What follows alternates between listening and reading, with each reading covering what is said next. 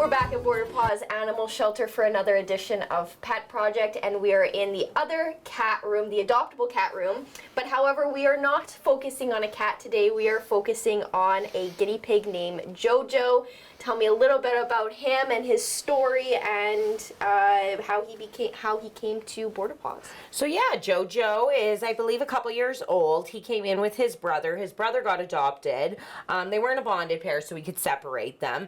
He did have a bit of skin issues. I believe it's from stress. So, I mean, being here and kind of locked up in a cage all the time, he can get a little stressed out. So he does kind of rip at his hair a little bit, but I believe once he gets out of here, that will go away.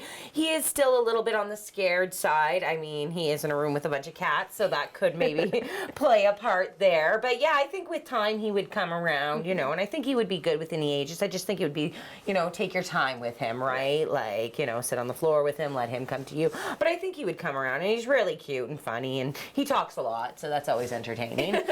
And is there anything or some things that people should know if they've never had a guinea pig before? Because they are very different than, say, having a cat or a dog. Yeah, so, I mean, you're going to want a cage. Honestly, this cage is not big enough. It's kind of just what we got, but I mean, I would say at least if you're going to do cage, I would do at least probably double, maybe even triple the size of this if they're not going to be free roaming. I know lots of people, though, who have had guinea pigs and they just have a guinea pig room. I mean, they're very good. They can be litter trained, so you could have them free roam. I mean, I used to have a little rabbit about the size of Jojo, and he just kind of walked around my house. He was litter trained. So yeah, and then their diet's a little bit different. So they eat, I believe it's 85% hay of their diet, and then 10% pellets, and then 5% veggies. So you're going to want to make sure you have that balanced diet with them too, and then of course fresh water always as well.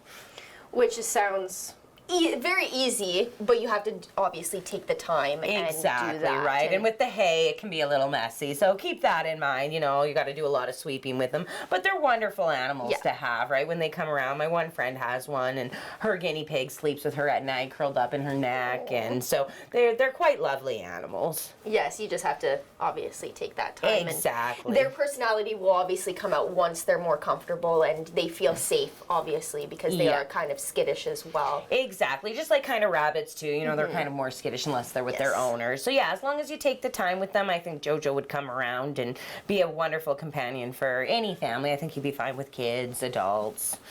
Now, you have a Mother's Day event that we briefly mentioned last week. Tell me a little bit about what the details on it and how long it's going for and what people should know. Okay, so yeah, we have a Mother's Day raffle. We're already taking sales for it. You can just go right to our website or on our social media, and there's a link there. It's $5 a ticket. Tate's Liquor Store donated some wine, as well as Sheepskin Loft. We've got a pair of slippers. Hot Peppers donated really, really nice purse. So there's some really good things in there, some jewelry, really cute cat jewelry holder, really cute things for moms. So yeah, it's only $5 a ticket, and that's going to run till next Saturday, I believe the 13th, and then we'll be doing the drop, I believe, after 12 that day. So you have all the way till 12 on the 13th.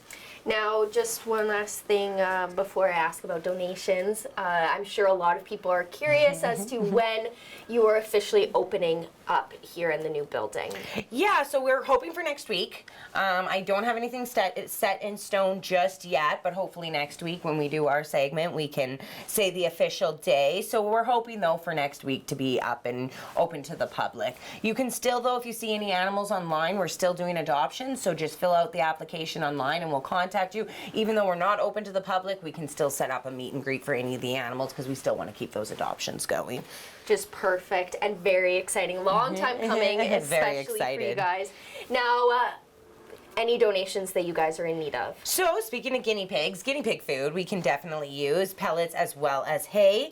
And then anything for the dogs. We've noticed we're running kind of low on dog toys. So, you can go to our Amazon wish list. It's got a bunch of toys on there. And then as well as big blankets. We can never get enough big blankets. So, yeah, anything kind of on our Amazon wish list for dogs, we could definitely use. Awesome. Well, thank you for joining me today. And hopefully Jojo finds his forever home. I think it's a long time coming for him as well. And hopefully he can settle in and be away from all the cats that are around him.